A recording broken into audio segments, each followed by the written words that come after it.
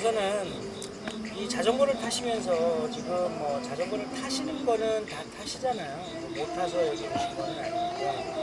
이제 자전거를 타시되 요 산악 자전거 같은 거는 조금 더 거친 지형을 또 갈 수 있고 또 자전거 위에서 내가 자세로 인해서 힘을 더 잘 쓸 수 있고 또 언덕을 또 잘 올라갈 수 있고 그런 환경을 만들어져 있기 때문에 그 상황에 맞는 자세 그리고 그 상황에 맞는 자전거를 움직여줄 수 있는 스킬이 그런 것들이 좀 필요한 거죠.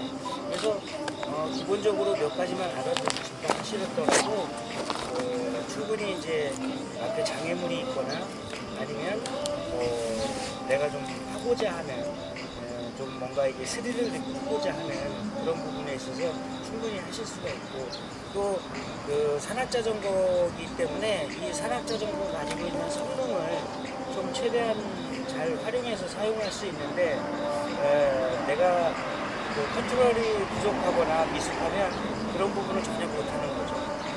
예를 들어서 말씀드리자면 요즘에 휴대전화가 워낙에 기능이 좋고 인터넷도 잘 되고 좋잖아요. 그렇지만 그 기능을 사용할 수 없다면 그냥 전화 받고 하는 거 정도에 지나지 않기 때문에 그거하고 똑같은 거죠. 내가 정말 가격은 비싸게 주고 샀는데 활용도가 좀 떨어진다. 예, 그리고 이제 마지막으로는 이렇게 한번 듣고 또 이렇게 좀 귀찮더라도 이런 것들을 이렇게 좀 시간을 들여서 내가 연마함으로써 부상에서 조금 더 자유로울 수 있다는 거죠.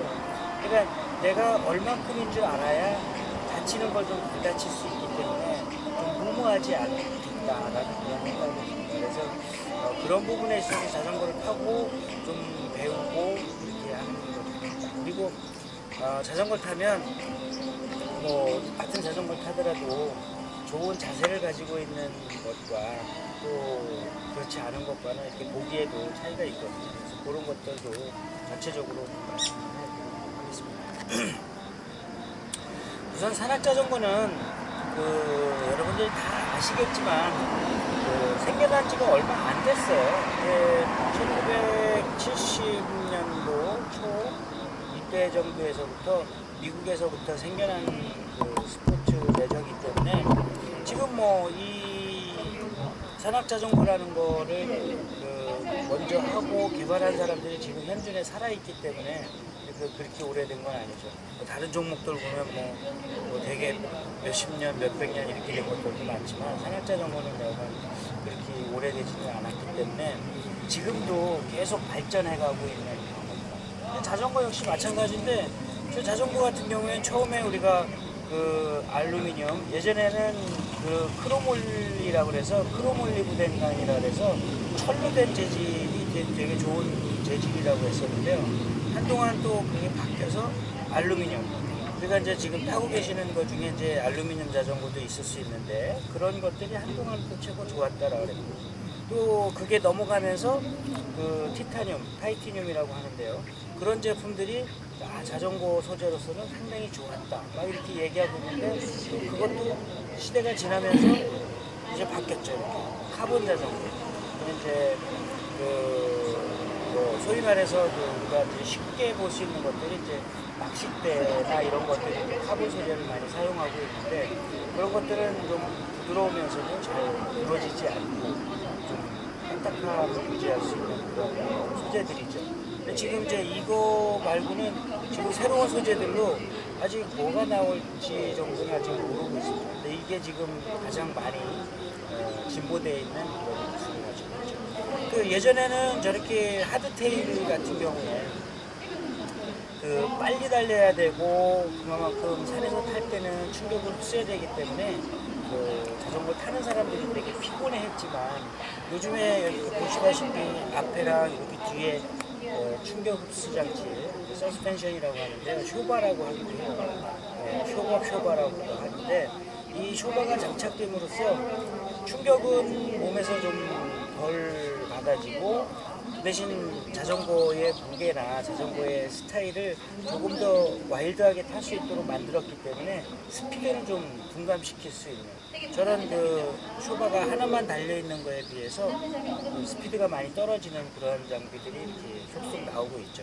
그래서 요즘에는 사실 이제 장비가 워낙에 좋아졌기 때문에 본인이 조금만 그 기술을 체득한다면 그 장비가 좋기 때문에 더 훨씬 뛰어넘는 그런 테크닉을 구사할 수 있는 그런 지경에 왔습니다. 그래서 알아두시면 어쨌든 좋겠다 이런 생각이고, 이렇게 어려운 시간이기 때문에 적어도 오늘 몇 가지만이라도 이렇게 알아두시면 자전거 타시는데 엄청 많은 도움이 되실 것 같아요.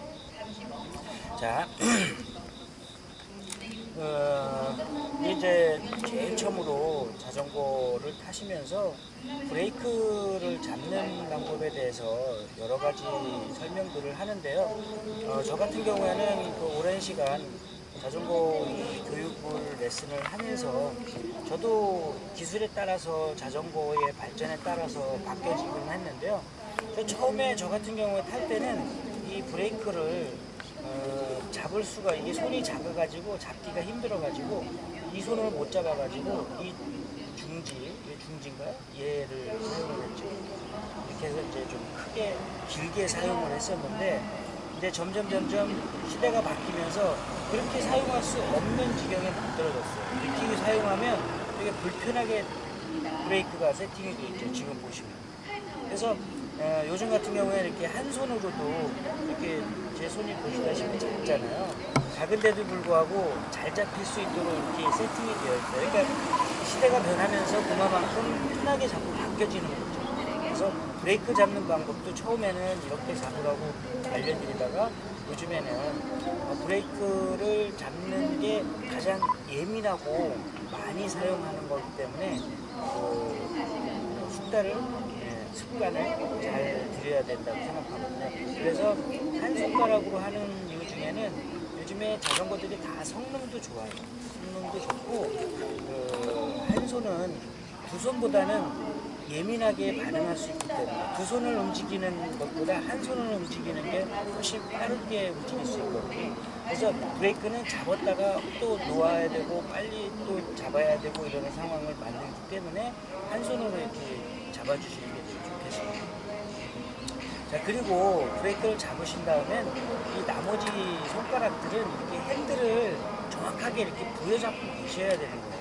그래야지만 산악자전거 돌을 피해 간다든지 나무 뿌리를 넘는다든지 할 때 손에 놓치지 않게끔 하기 위해서 이 그립을 이렇게 항상 원을 그려서 잡아주시는 게 중요해요. 물론 자전거가 숙달돼서 이렇게 안 하셔도 물론 되겠지만, 그래도 초보자들이나 아니면은 뭐 주변의 사람들한테 얘기를 해주더라도, 야, 우리가 자전거를 타고 가면서 장애물을 넘거나 앞에 뭔가 순간적으로 피할 수 있는 뭔가 나타났을 때 빠른 동작을 요구하기 위해서는 이 핸들을 잘 잡고 있어야겠다.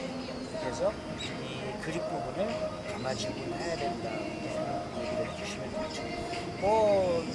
자전거를 잘 타시면 이 부분 외에도 안 잡고 타기도 하고 여러 방법을 가지고 있는데, 어쨌든 제가 설명드릴 수 있는 건 핸들을 꼭 잡은 상태에서 브레이크를 이용하시면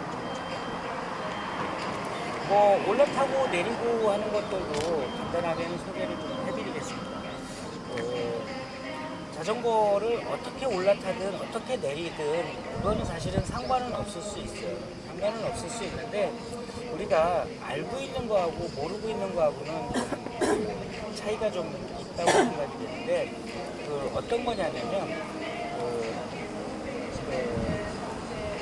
왜 습관이나 버릇이라고 그러잖아요. 우리가 좋은 것들은 습관이라고 하고 나쁜 것들은 버릇이라고 이렇게 표현을 하잖아요. 에이, 쟤 잘못 버릇들였네. 좋은 습관을 가졌네. 이렇게 얘기하잖아요. 그래서 습관이 될 수 있도록 하는 게 좋겠다는 생각이 들죠.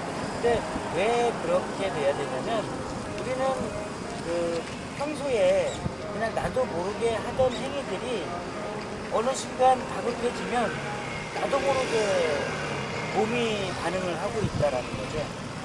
그래서 이제 서울의 자전거의 모 단체에서 자전거를 항상 이쪽 이쪽에서 출발하고 이쪽에서 타고 내리는 걸 가르치는 단체가 있어요. 근데 이제 그게 잘못되거나 그런 건 아니지만 어쨌든 그분들의 그 이야기하는 원리는 그런 거예요. 우리나라는 자동차길이 이쪽에 있기 때문에 이쪽에서 타고 내려야 자전거를 안전하게 탈 수 있다. 왜? 자전거를 저쪽에서 타고 내릴 때 저 차도로다 넘어질 수 있는 확률이 크다라고 얘기를 하는 거죠. 근데 그렇게만 얘기를 들어보면 사실은 맞는 얘기예요. 왜? 내가 이쪽에서 타고 내리는 걸 습관시키고 걸어들이면 이쪽으로 내려지고 이쪽으로 타게 될 거 아니에요. 그러면 넘어지더라도 이쪽으로 넘어지게 될 거 아니에요. 그렇죠? 근데 이제 그렇게 얘기를 듣고 그렇게 생각하면 맞는 얘기예요. 근데 매일 하던 동작이 쉬울까요? 아니면 가끔 하던 동작이 쉬울까요? 네. 이쪽에서 하고 내리고 하는 동작이 쉽기 때문에 이쪽으로 하고 내리는 동작은 잘 안 넘어져요. 오히려 잘 안 하는 쪽으로 넘어지게 됩니다. 네. 그래서 그 두 가지를 놓고 어떻게 설명하기는 그렇지만 우리는 그냥 하던 대로 하는 게 좋겠다라고 그렇게 생각을 해요. 이렇게 타는 걸 이렇게 반대로 돌아가서 타고 이런 데 대해서는 제가 생각하는 거는 나는 그냥 정상적으로 우리가 차도가 있는 쪽에서 정상적으로 이용을 해야 내가 언제든지 민첩하게 움직일 수 있고 민첩하게 행동할 수 있는 부분이 있을 수 있다라고 생각을 하는 거죠.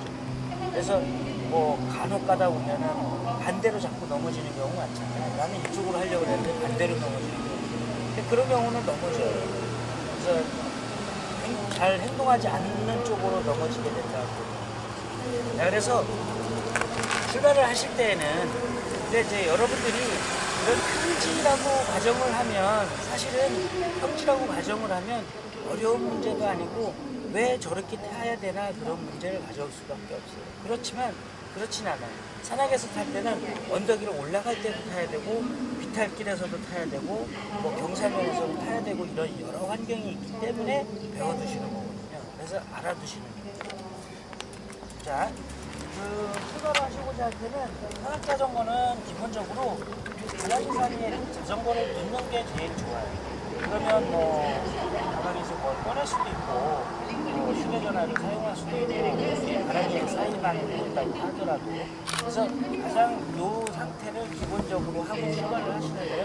클릿을 보통 사용하시는 경우에는 클릿 사용하시는 경우에는 페달 밑에 가잖아요. 밑에 가게 해놓고서 클릿을 해주는 게 제일 좋은데 처음에 가르치는 분들이 이 페달을 여기 위에 지면에서 반대 방향에 놓고서 클릿을 이렇게 하라고 하는 경우 있어요. 가다 보면 물론 이렇게 해도 맞는 거거든요. 근데 초보자들 같은 경우는 만약에 꼈다 치더라도 간혹가다 저 같은 경우에는 좀 알기 때문에 이렇게 끼면서 자전거가 움직이지 않게 해서 끼는데요. 초보자들 같은 경우에는 항상 자전거가 움직여요. 자기도 모르게 힘을 주면서 움직여요. 그러면 다리가 이렇게 고정되어 있기 때문에 내가 조금만 움직인다 하더라도 넘어질 확률이 크다고. 그래서 항상 자전거 브레이크를 잘 잡고 이 페달이 여기 있다면 초보자들 같은 경우는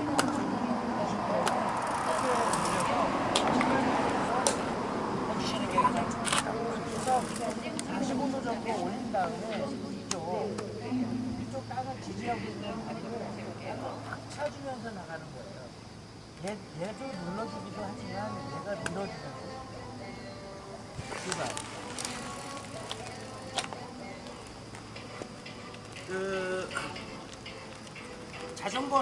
초보자들에게 자전거를 가르쳐 주다 보면 자전거를 출발을 못하는 경우가 가장 많아요. 초보자들이 출발을 못하는 이유 중에는 자전거가 앞으로 추진돼서 갈 수 있게끔 해줘야 되는데 그렇게 못하는 경우예요. 그러니까 자전거가 앞으로 추진을 주지 못하고 올라타는 것만 먼저 하려고 그러니까 못 가는 경우가 많아요. 예를 들면 여기에서 자 하나 둘 셋 올라타고만 가려고 그러니까는 못 가거든요. 그렇지만 내가 여기서 출발을 하실 때 이거를 세게 밀면서 이 페달을 세게 밟고 이렇게 해서 몸을 앞으로 숙여주면서 이렇게 페달을 구르지 않아도 자전거가 이렇게 예, 이쪽으로 네. 편하게 앉으시죠. 예. 예. 이쪽으로. 아, 문자로 아침에 봤어요. 어제 통화 저랑 하셨잖아요. 아유, 통화해서 나올 줄. 예, 반갑습니다.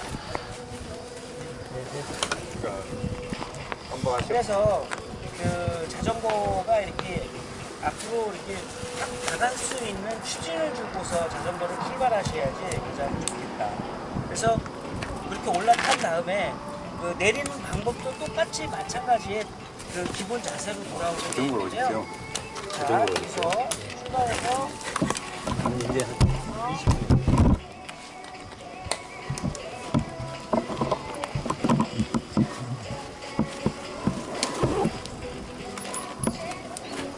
예, 그 출발한 자세하고 지금 똑같은 자세가 되죠 지금.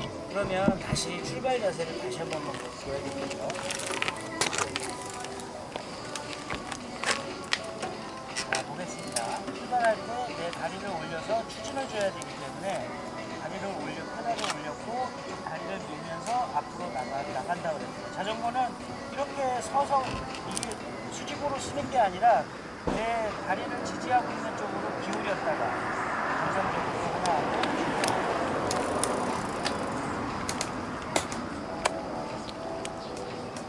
둘, 정지하게 되면 다리를 벌려서 어깨 넓이로 브레이크 잡고 승상. 그러면 어떻게 됐어요?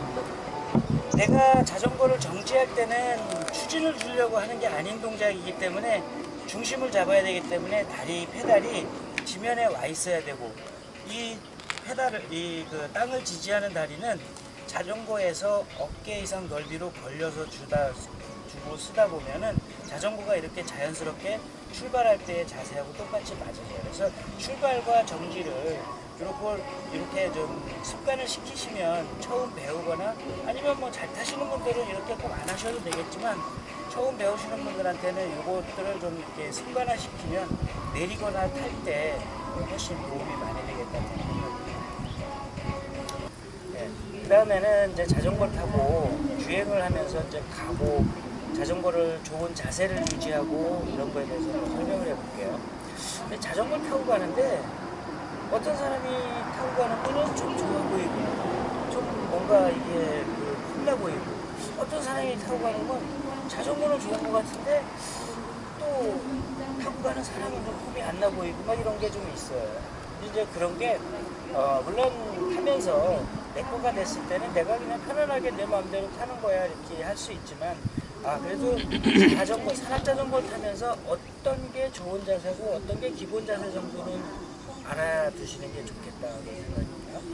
자, 자전거를 타고 가는데 첫째, 그 주행하는 데 있어서 앞에서 보면은 이렇게 다리가 많이 벌어지는 경우가 있으세요. 근데 요즘엔 안장을 좀 낮게 타기 때문에 다리가 이렇게 정상적으로 타도 이렇게 벌어지는 경우가 있어요. 근데 이제 이렇게 벌어지는 경우와 안 벌어지는 경우 두 가지를 설명을 해드릴 텐데요. 이렇게 벌어지는 경우에는 안장이 요즘에 이렇게 올마운틴이나 다운힐 자전거처럼 안장을 낮게 타는 경우에는 이 페달을 돌리는 부분이 어쩔 수 없이 다리가 벌어져서 돌릴 수 있게 돼 있어요. 근데 저렇게 크로스컨트리 자전거처럼 정상적으로 세팅이 돼 있는데 다리가 벌어지는 경우가 약간 있거든요. 그러니까 한쪽은 정상적으로 돌리는데 한쪽은 약간 이렇게 이런 경우가 좀 있어요. 이런 것들을 좀 피팅을 통해서 교정을 해주셔야 되겠지만 보통 그렇지 않은 경우에는 양쪽 다리가 다 이렇게 벌어지는 경우가 많거든요. 그래서 왜 이 다리가 벌어지는 경우에는 정상적인 피팅을 했을 때 다리가 벌어지면은 왜 좋지 않느냐를 설명을 해드리려고 하는데요. 이 다리가 가장 힘을 잘 쓸 수 있는 각도에 우리는 안장을 이 높이를 맞춰 놓은 거예요.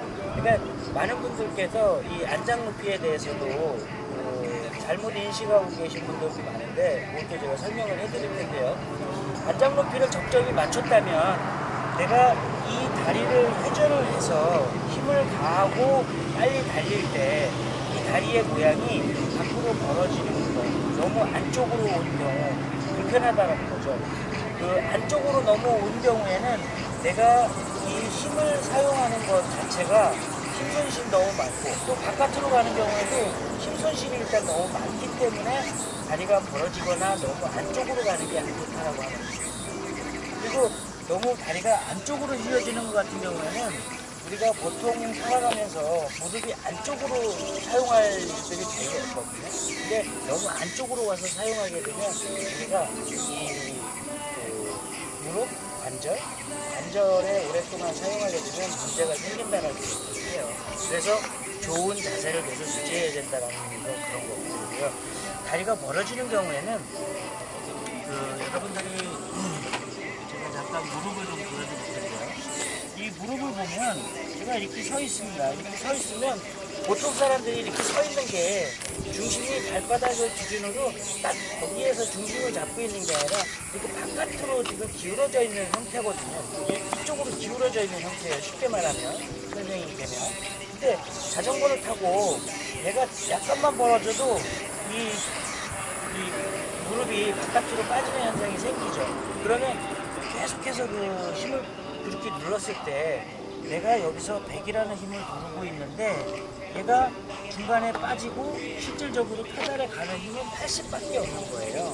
그러니까 힘손실이 그만큼 많아진 거죠. 그렇기 때문에 얘가 정상적으로 일자가 돼가지고서 앞으로 굴러주면 내가 여기서 100이라는 걸 줬을 때 밑에 발에 전달되는 거는 90 이상 힘을 받을 수 있도록 전달이 되고 있다는 거죠. 그래서 앞에서 자전거 타시는 거 보면 나란히 11자가 돼서 자전거 페달을 돌릴 수 있도록 만들어줘야 되는 이유가 그래서 그런 거예요.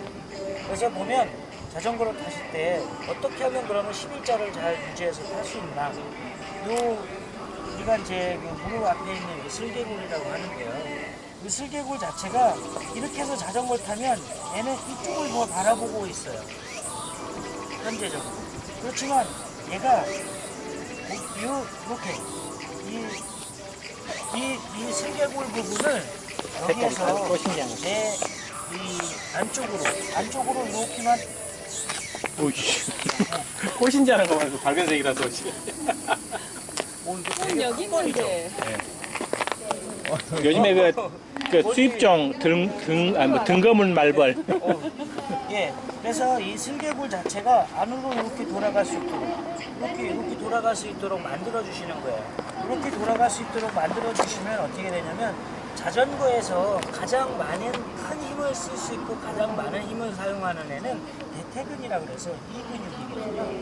이 근육이 정상적으로 제일 활용할 수 있는 위치를 만들어 주는 거예요. 그래서 무릎의 위치를 그렇게 하고 한다라고 생각을 하시면 돼요. 자, 그 다음에는 두 번째, 자전거 반장에 올라타서 주행을 하고 있는 자세인데요. 많은 분들이 자전거를 타면 전립선이 안 좋다라고 이야기를 많이들 하세요. 특히 남편을 많이 사랑하시는 부인들께서는 자전거를 타지 말라고 꼭 그렇게 권합니다. 남편은 소중하니까. 예. 그래서 이제 그거에 대해서 제가 보는 견해에서는 잘 모르고 있다 그렇게 생각이 들어요. 그래서 사실 아주 그 자전거만 평범하게 놓고 보면 사실 전립선하고 자전거하고는 전혀 관계가 없어요. 전혀 관계가 없습니다. 왜 관계가 없다고 그럴까요? 네, 그 관계는 자세에 있습니다. 자전거 위에서 어떻게 앉아 있느냐에 따라서 전립선이 좋고 안 좋고 할 수 있기 때문에. 자, 그러면 제가 올라타서 전립선에 문제가 있는 자세인지 아닌지 한번 봐주세요.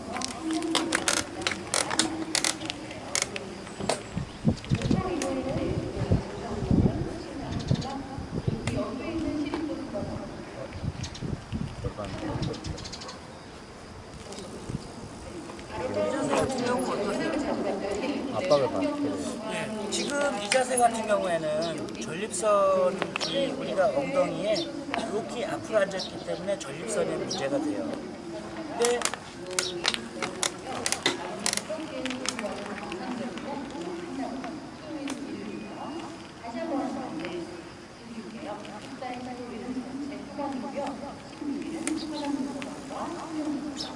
지금처럼 이런 경우는 어떨 것 같아요? 지금 이런 경우에는 전립선이 전혀 닿질 않아요. 왜 그러냐면 저희는 자전거를 여기에 앉아서 이 자전거 이 날개가 필요가 없을 수도 있는데 자전거 안장에 여기에 앉으라고 돼 있는 거거든요. 예, 여기 넓은데 편안하게 앉아서 아래 배를 단전을 이렇게 집어넣고 자전거를 타시면 이렇게 꺾인 상태가 되잖아요. 이렇게 꺾인 상태가 되니까 안장은 이렇게 앉아 있고 여기 상체가 이렇게 꺾여서 가는데 전립선에 무슨 관계가 있겠어요?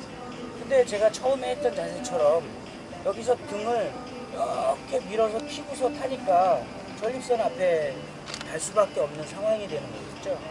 그래서 그 전립선의 문제는 좀 자세에서 많이 가지고 올 수 있다 이렇게 보시면 돼요. 그래서 그 아랫배를 이렇게 약간 말아주고 타는 그러한 자세가 가장 좋겠고 그리고 가장 쓸 수 있는 자세이고요.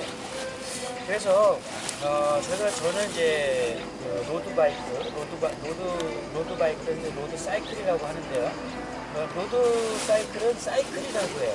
근데 얘는 사이클이라고 하지 않아요. 얘는 마운틴 바이크라서 산악 자전거라고 표기하거나 마운틴 바이크라고 하거나 MTB라고 얘기를 해요. 얘는 사이클이라고 하진 않아요. 그러니까 사이클은 로드에서 타는 자전거를 보통 사이클이라고 해요. 네. 얘를 토탈적으로 그러지만. 그래서 이제 그 사이클, 로드 바이크하고 산악 자전거하고는 타는 자세가 또 완전 달라요. 힘쓰는 방법도 달라요. 네. 자전거를 가지고 컨트롤하는 방법도 달라요.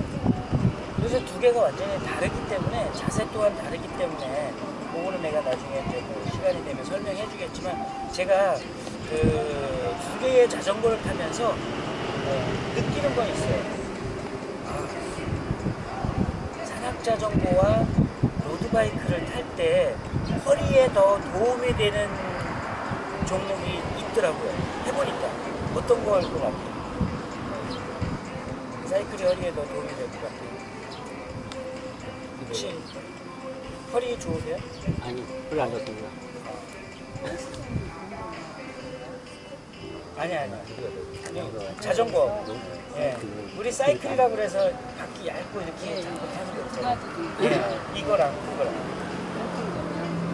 네. 아니. 어떤 게 더 허리에 도움이 되고 좋을까? 제가 진짜 이건 경험에서 느끼는 건데요. 제가 이제 다른 취미 생활로 아이스하키 운동을 하는데요. 아이스하키 운동을 하다 보면은 허리나 어깨나 많이 다쳐요. 근데 제가 MTB를 타면서 그 회복되는 거하고 이 로드바이크, 사이클을 타면서 회복되는 거하고 완전히 차이가 있더라고요. 그래서 허리에는 로드사이클이 훨씬 더 좋다라고 저는 생각을 해요. 그래서 제가 가만히 생각해 보면은 맞는 이치인 것 같아요. 제가 조금 아까 설명드렸을 때 그 MTB는 이렇게 탄다 그랬잖아요. 허리를 두고서 하고 있잖아요. 로드바이크는 이렇게 하고서 타거든요. 로드바이크. 그렇기 때문에 허리에 좀 더 좋은 영향을 가져오고 있다고 힘이 더 안 들어간다. 힘이 더 들어가는데 우리한테는 좀 그런 게 있는 것 같아요. 이 자전거를 타고 허리는 그 척추잖아요. 척추는 이게 계속 이렇게 눌려지는 동작보다는 이렇게 뻗어져 가지고 얘가 이렇게 좀 이렇게 펴지면서 뭔가 이렇게 흔들리는 동작이 좀 더 이렇게 이 척추가 이렇게 이완되는 동작이 좋았던 것 같아요. 그래서 제가 한두 번 느낀 게 아니라 계속 자전거를 타면 그래서 로드바이크 허리가 좀 아플 때는 로드바이크를 좀 길게 타주고 그러면 되게 그날은 잠도 잘 잘 수 있고 되게 좋았던 기억이에요. 코치님 저 병원에서도 치료 받잖아요. 예. 그 허리를 안 그래도 자꾸 이렇게 펴라 그러더라고. 뒤쪽으로 이렇게 예. 의자에 앉아서도 그러고 예. 또 자꾸 이렇게 펴라고. 예, 저도 좀 예. 저기 직업병 같은 게 이 산악자전거 오래 타다 보니까 자꾸 이렇게 넣다 보면 말다 보니까요. 알고서 그러니까 습관이 돼 있어가지고서 이렇게 됐던 거거든요. 근데 이제 로드바이크 타면 이렇게 말지 않고 자꾸 이렇게 이제 피면서 타는 동작이에요. 그러니까 로드바이크는 이 산악자전거하고 이 피팅 자체가 달라요. 로드바이크는 페달도 앞에서 구르는 방식이고 이 핸들도 이렇게 멀리 갖다 놓는 방식이거든요. 근데 산악자전거는 또 그렇게 안 하거든요. 그래서 그거 두 개의 차이 때문에 척추의 운동에서는 어쨌든 로드바이크가 좀 낫다 그런 생각이 들어요. 그래서 제 경험으로는 허리가 안 좋으신 분은 무조건 이 MTB나 로드바이크를 타면 놓친다라고 그냥 보장해요. 진짜로요. 네. 그 로드 사이클은 안장을 그대로 그냥 수평으로 해놓고 네, 수평으로. 그럼 압박을 많이 좀 받겠네요. 그래서 그게 처음에가 좀 그 불편한 건데요. 이제 이런 게 있어요. 그 로드바이크 타면 그러면은 그 전립선이 닿지 않냐? 닿죠. 왜?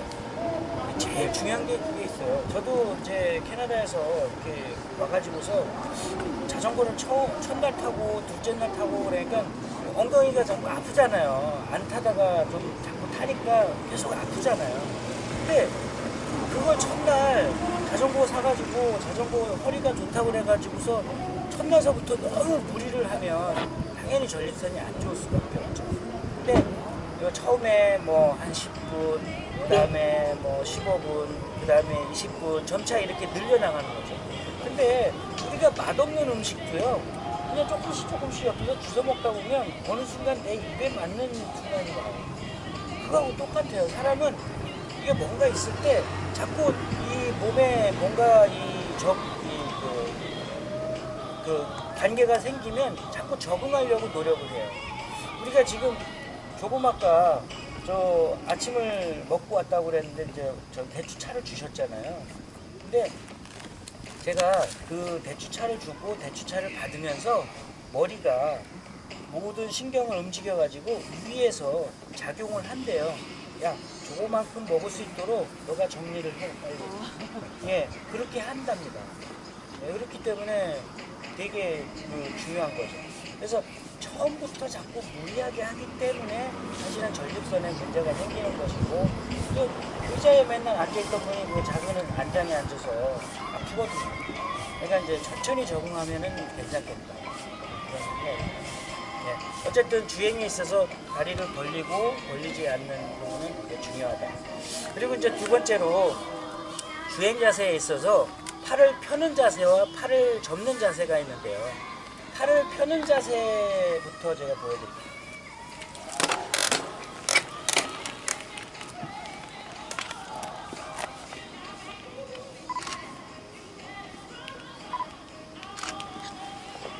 근데 팔을 접는 자세는 이런 자세지.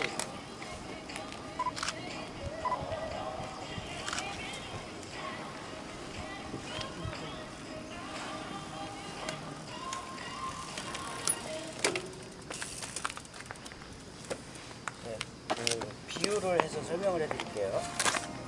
자, 제가 이렇게 하고 서 있어요. 이렇게 하고 무릎을 굽히지 않고 이렇게 하고 서 있으면 지금 두 다리에 다 동시에 힘이 들어가고 있죠. 그러면 내가 이 다리를 빨리 움직이고자 할 때 빨리 움직일 수 있을까요? 없죠. 빨리 못 움직이겠죠. 그러면 이 다리에 힘을 주고 있고 이 다리를 이렇게 걸치고 있어요. 그러면 이 다리를 빨리 움직일 수 있을까요? 그쵸? 가장 쉽잖아요. 내가 자전거를 타고 잘 앉아서 여기에 힘을 많이 빼고, 이 뺀다라는 이유는 쭉 피고 있으면 내가 자꾸 이렇게 그 중심이 그 지렛대 역할로 인해서 자꾸 이렇게 숙여지지만, 얘를 힘을 자꾸 빼기 시작하면은 얘한테 의지하지 않으려고 하는 기본적인 여기 자세를 만들거든요. 그렇기 때문에 핸들을 민첩하게 움직일 수 있는 환경을 가져오는 거예요. 자세를 가져오는 거예요. 그래서 얘가 이렇게 누르고 있는 자세에서는 내가 동작을 바르게 빨리 할 수 없지만, 얘가 힘을 빼고 부드럽게 만들어 놓으면 언제라도 민첩하고 빨리 움직일 수 있는 거죠. 근데 우리가 그러면은 언덕을 올라가거나 뭐 이렇게 막 힘을 써야 될 때 있잖아요. 그럴 때 이렇게 하고서 힘쓰는 사람은 없잖아요. 힘쓰려면 자꾸 움츠려야 된다고요. 그래서 그런 자세를 평소에 잘 만들어 놔야 산악자전거 타는데 도움이 된다는 거예요. 그래서 여러분들께서 자전거 타시면서 팔이 펴져 있을 적에는 내가 지금 허리에 그 힘을 덜 이용하고 내가 어깨의 힘으로 인해서 핸들을 누르고 가고 있구나, 그렇게 생각하시면 돼요. 그러면서 자꾸 내가 여기에서 요즘 팔만 좀 힘을 좀 빼야지. 그래서 이렇게 벌어져 있던 팔을 자꾸 이렇게 안으로 들어오게 만들어주면 힘이 빠지는 거거든요. 그러면 내가 힘이 들어서 지탱을 한다 하더라도 내가 이렇게 된 그 팔 각도가 구부러진 각도에서 얘를 눌러주고 있으면 자전거 타는 좋은 자세를 계속해서 유지할 수가 있습니다. 그래서 자세 정도는 그 정도만 유지해 주셔도 되게 좋을 것 같아요. 혹시 제가 설명드린 거에 궁금한 거 있으세요? 있습니다. 네? 그럼 허리요. 네. 우리 MTB 탈 때 자꾸 마는데요. 네. 펴야 될까요? 말아야 될까요? 그거는 지금 자전거가 피팅이 어느 거냐에 따라서 저는 좋은데요. 허리가 아프세요? 아니, 폼도 안 나잖아요. 펴면은. 그러니까 산악자전거는 허리를 마는 게 더 좋아요. 예. 근데 로드바이크는 허리를 어쩔 수 없이 말지 못하게 돼 있어요. 자전거에 따라서, 그러니까. 저희는 로드바이크를 타도 제 자전거를 피팅을 해도 저희는 말아서 타요. 근데 이제 그거는 외국 선수들을 봐도 다 말아서 타거든요. 근데 이제 초보자들 얘기예요. 그게 숙달이 안 된 사람들은 말아서 타는 게 쉽지가 않아요. 말아서 타려면 첫째 이 단전, 배에 힘이 들어가야 되거든요. 그러니까 배에 힘이 들어간다는 건 무슨 얘기냐면 내가 여기 배에 있는 장기들을 밀어 넣어야 이 횡격막으로 인해서 이 배가 밀어지면은 이 여기 횡격막이 위로 올라오거든요. 위로 올라오게 되면서 배가 들어가게 되겠죠. 그래서 이런 자세를 만들어 줘야 사실은 이쪽이 탄탄하고 힘을 주고 받아줄 수가 있는 거예요. 근데 말아준다고 하더라도 배가 나오고 있는 사람들은 그게 가능하지 않아요. 그래서 그 문제가 좀 있어요. 왜 그러냐면 이 단전해서 이 배를 집어 넣어야, 숨을 들여마셔서 집어 넣어야 이 횡격막이 올라가기 때문에 얘가 편안해질 수 있어요. 그래서 저 같은 경우는 어쨌든 밥을 많이 먹고 자전거 타는 게 좀 되게 불편한 편이에요. 배가 부르면 그만큼 여기 배가 이렇게 축 처져 있고 그런 부분이 있기 때문에 좀 그렇습니다.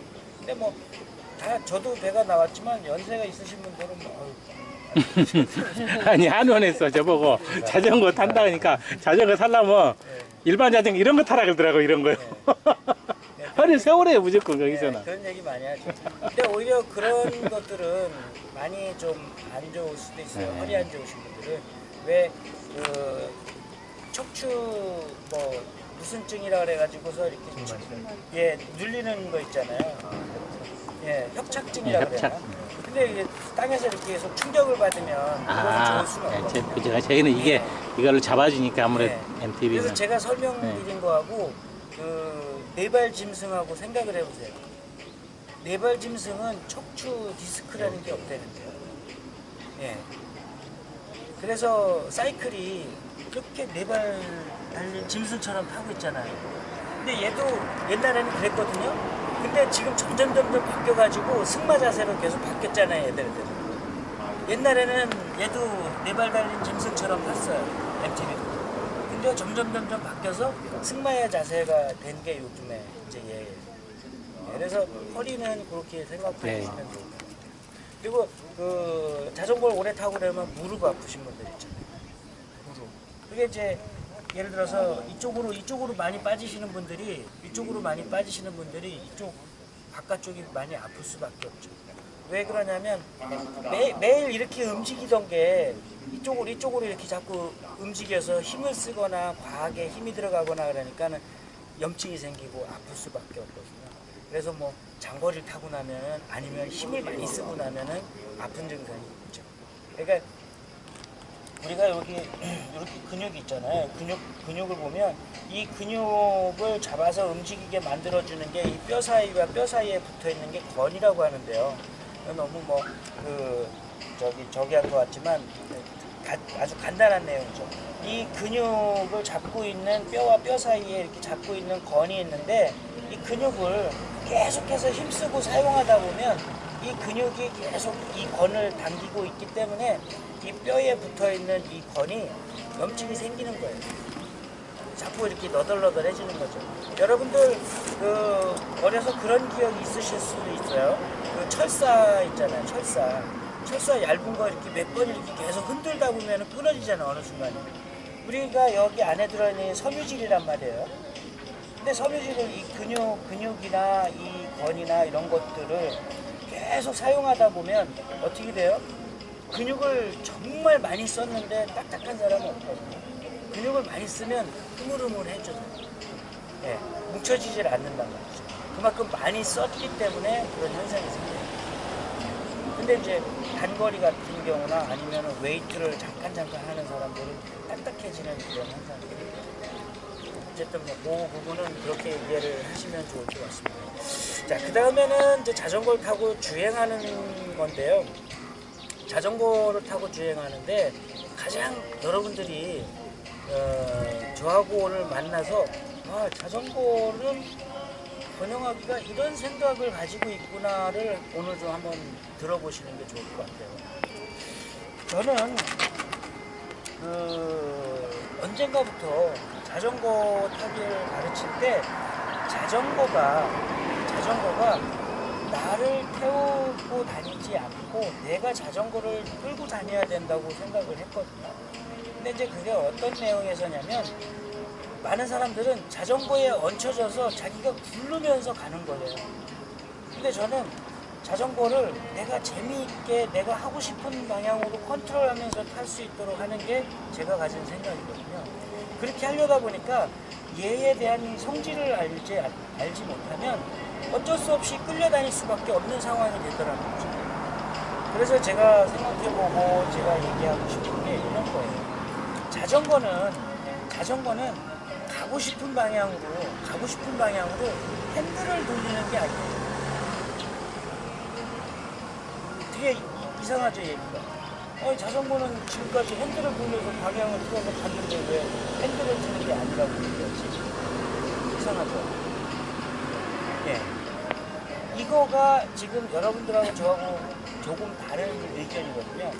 자전거는, 특히나 이 산악 자전거는 핸들을 트는다는 개념보다는 자전거가 가는 방향으로 기울어진다라는 표현을 쓰는 게 맞습니다. 기울어진다. 그러니까 자전거가 기울어지니까 핸들이 돌아왔죠. 그러니까 자전거가 가지고 있는 성질은 이거예요. 그렇기 때문에 내가 오른쪽으로 갈 거야. 자전거가 오른쪽으로 기울어진다. 기울어지면 기울어진 만큼 자전거가 알아서 가게끔 돼 있는 거예요. 그래서 여러분들이 이 개념을 분명히 오늘 요 개념만 좀 이해를 하셔도 그 자전거를 앞으로 타시면서 테크닉이나 코너링이나 이런 게 엄청 더 좋아지실 수가 있어요. 우리가 코너링은 원심력의 싸움이거든요. 코너링은 어떻게 돼요? 자전거는 내가 왼쪽으로 도는데 밖으로 튕겨 나가려고 하는 거는 오른쪽이잖아요. 그거의 싸움이거든요. 그거의 싸움은 결국에 자전거 핸들이 되는 게 아니라 자전거 몸체가 기울어지면 기울어지는 만큼 원심력을 줄일 수 있는 거예요. 그리고 나머지 위에 자전거 탄 사람이 그 자세를 만들어서 거기서 플러스 마이너스를 해주는 얘기예요. 그래서 자전거는 가는 방향으로 기울이는 거지 핸들을 돌리는 게 아니다. 물론 핸들을 돌리는 게 맞습니다만 핸들을 돌리기 이전에 자전거는 가고 싶은 방향으로 기울이면 핸들은 알아서 동작하는 것이다 라고 생각하시면 좋겠습니다. 그게 오늘의 핵심일 수도 있습니다. 그러면서 이제 오늘 계속 타면서 자전거가 왜 기울어져야 되는지에 대해서 타면서 계속 처음부터 끝까지 그게 나올 거예요. 네. 자, 그리고 이제 두 번째. 자전거가 가지고 있는 중심은 비비쉘이에요. 여기가 이제 크랭크라고 그러고 여기 앞에 그 크랭크가 이렇게 연결되어 있는 그 몸체에 그 구멍 뚫린 부분을 우리가 이제 비비 쉘이라고 하는데 그 비비 쉘을 기준으로 이제 중심이라고 얘기를 하는 거예요. 앞바퀴와 뒷바퀴의 중심. 그러면 실질적으로 자전거에 올라타면 내가 앞으로 자세를 잡으면 배꼽 정도가 중심이에요. 배꼽 정도. 예. 그래서 자전거는 이 배꼽 정도의 중심에서 움직이고 있는 거예요. 중심에서. 자, 앞에 둔턱이 있어서 내가 엉덩이를 들으면 이 엉덩이를 들은 배꼽이 비비쉘 위에서 그대로 일어나는 거예요. 그래서 엉덩이를 들면서 이렇게 뒤로 빠지는 게 아니라 그대로 하늘 방향으로 그대로 일어나서 그대로 자세를 잡아줘야 좋은 자세가 되는 거죠. 그 중심이 제대로 맞아진 자세거든요. 근데 많은 분들은 그냥 이렇게 빼세요. 이렇게 빼가지고서 하니까 무게중심이 어떻게 엉덩이에 가 있어요. 무게중심은 엉덩이에 있는 게 아니라 자전거를 타면서 내 무게중심은 이 배꼽에 있다라고 생각하시는 게 최고로 좋습니다. 여기에 내가 무게중심이 있다. 그러면 내가 뒤로 좀 빠지면 무게중심은 뒤로 왔다. 앞으로 가면 앞으로 많이 갔다. 이렇게 생각을 하시면 돼요.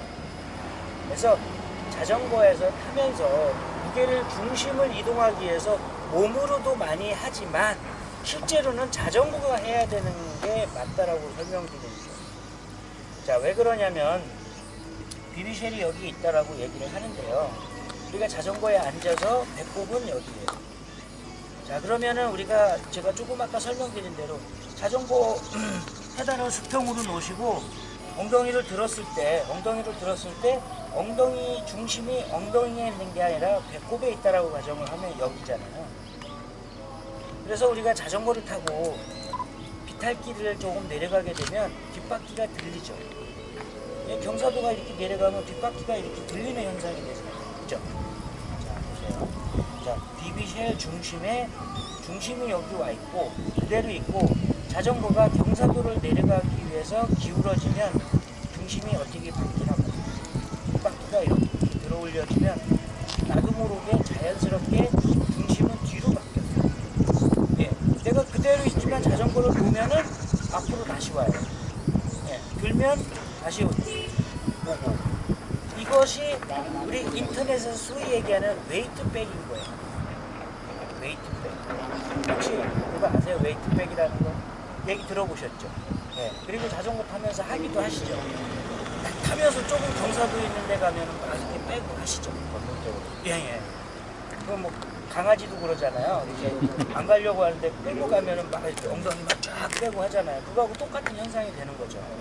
그렇게 하게 되면 일단은 얘가 이 자전거가 이렇게 기울어졌는데 중심이 여기 있어야지 맞거든요, 엉덩이가. 근데 건나니까는 엉덩이를 더 뒤로 뺀단 말이죠. 그게 오버백 한 거예요. 너무 많이 빼고 있는 거예요.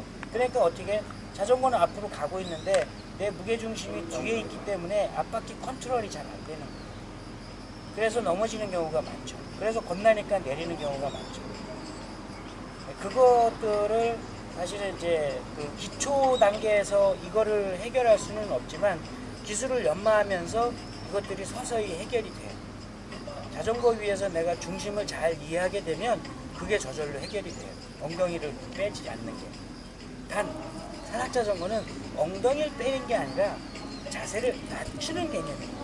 그래서 그 가변 시트 포스트를 사용하는 거예요. 이 안장을 내리고 높게 하고 하는 이유가 내가 자세를 가지고 있는 자세를 낮췄다가 올렸다가 하기 위해서 그걸 하는 거예요. 엉덩이를 빼고 놓고가 하세요. 그래서 자, 여기에서 중심이 여기 있는데 앞을 가게 되면 앞에 핸들이 내 몸쪽하고 가까워져요. 중심하고. 그러면 자전거 앞바퀴가 점점 들리는 상황이 되는데 어떤 분들은 앞바퀴가 들리지 않고 올라가고 어떤 분들은 앞바퀴가 들려서 못 올라가고 하는 경우가 있잖아요. 그거는 그때마다 자기가 중심을 제대로 못 잡아주기 때문에 그런 거예요. 페달은 불러주고 있지만 내가 중심을 못 잡아주고 있기 때문에 자전거의 중심이 흔들려서 못 가고. 그래서 항상 중심은 자전거 여기다라고 생각을 하고 자전거를 타시는 게 가장 좋겠다. 그래서 자전거는 어떻게 보면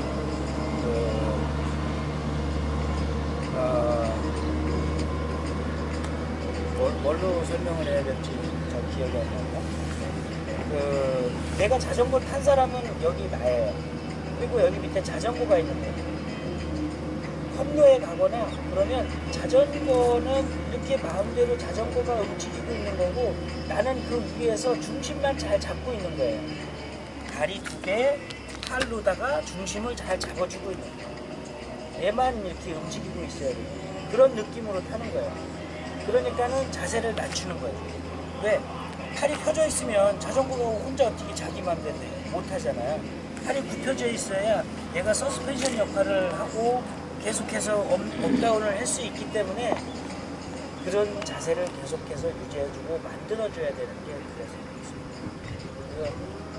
자전거의 이론 정도는 이 정도로다가 좀 설명을 드리는데요. 그리고 이제 뭐 사실 귀하신 시간들 다들 사회에서 지도층에 계신 분들인데 어려운 시간 내셨는데 제가 하나라도 더 많이 알려드려야 되잖아요. 이런 이론이나 이런 것들은 인터넷에서 좀 읽으면서 이렇게 해보실 수도 있는데 실질적으로 여기서 보고 뭔가 이렇게 내가 몸치라고 하는데 몸치 없어요. 제가 몇십 년 자전거 이렇게 교육하면서 보면 몸치라고 하는 분들이 더 잘해요. 왜 더 잘하는 줄 아세요? 몸치라고 하는 분들은 자기가 몸치라는 걸 알고 있어요. 근데 자전거를 꼭 타보고 싶은 열망을 가지고 있는 분들이 있어요. 그분들은 나름대로 노력을 해요. 근데 운동신경이 좋다라고 하는 사람들은 더 안 해요. 자세도 안 좋고 나중에 보면 몸치가 훨씬 더 잘해요. 네, 그런 경우가 있습니다. 그래서 자전거를 타면서 지금 당장은 조금 내가 몸치야 조금 겁나네 이렇게 하더라도 조금의 연습을 되풀이 되다 보면 어느 순간에는 정말 편안하고 남보다 잘할 수 있는 그 시간이 오죠. 그때가 되면 더 잘 되는 것 같아요. 제가 저도 늦은 나이에 이제 자전거를 시작했는데요. 저는 자전거 선수가 안 됐으면 뭐가 됐을까 하는 그런 고민을 많이 해본 적이 있는데요. 자전거 선수가 어느 날 자전거 선수가 된 게 아니에요. 근데 자전거를 탔는데요. 어느 날 자전거 대회를 갔는데 남보다 조금 더 잘 타서 1등을 한 거예요. 근데 사람들이 저한테 맨날 보면 그러는 거예요. 야, 너 진짜 자전거 잘 탄다. 괜히 자신감 드는 거예요. 그래서 또 한 번 대회를 나갔는데 산악자전거 대회를 또 나갔죠. 또 1등을 한 거예요. 근데 사람들이 뭐라고 얘기하냐면 그래요. 야, 너 진짜 산악자전거 체질이야. 정말 잘 타. 이렇게 얘기하니까 저도 좀 바보죠. 그게 진짜인 줄 알고 계속 그걸 믿고 그렇게 한 거예요. 그러다 보니까 선수가 되더라고요. 예. 저도 뭐 이게 선수가 될 그런 체력이나 뭐 지금도 뭐 요즘에 맨날 와이프한테 맨날 혼나는 게 뭐 먹는 게 왜 그러냐는 좀 식성이 좀 약간 좀 까다롭고 그렇거든요. 맨날 뭐 아침도 저 혼자 우리 와이프는 외국에서 뭐 십몇 년 살면서도 아침 뭐 그냥 이렇게 한국식으로 먹고 이렇게 하는데 저는 뭐 빵 먹고 커피 마시고 이렇게 하거든요. 그러니까 둘이 식사가 다를 수밖에 없잖아요. 그러니까 그걸 가지고 뭐라고 하진 않는데 뭐 밥을 먹다 보면 맛없는 거 맛있는 거 조금 먹고 안 먹고 막 이런 게 너무 많다 보니까 좀 그런 게 있어요. 그래서 그런 것도 좀 약간은 좀 칭찬해주고 좀 더 좋아질 것 같고 그렇죠. 어쨌든 그렇습니다. 그래서 여러분 지금 하시는 것도 이 자전거도 지금 조금만 개념 바꿔서 배워두시면 열정을 가지고 해두시면 몇 시간 만에 진짜 인생이 달라질 수 있을 거라고 생각합니다. 네, 이 정도 하시고 물 한 잔 드시고 제가 여기서 시범 보일 수 있도록 폰을 좀 만들어 놓은 다음에 진행하도록 하겠습니다.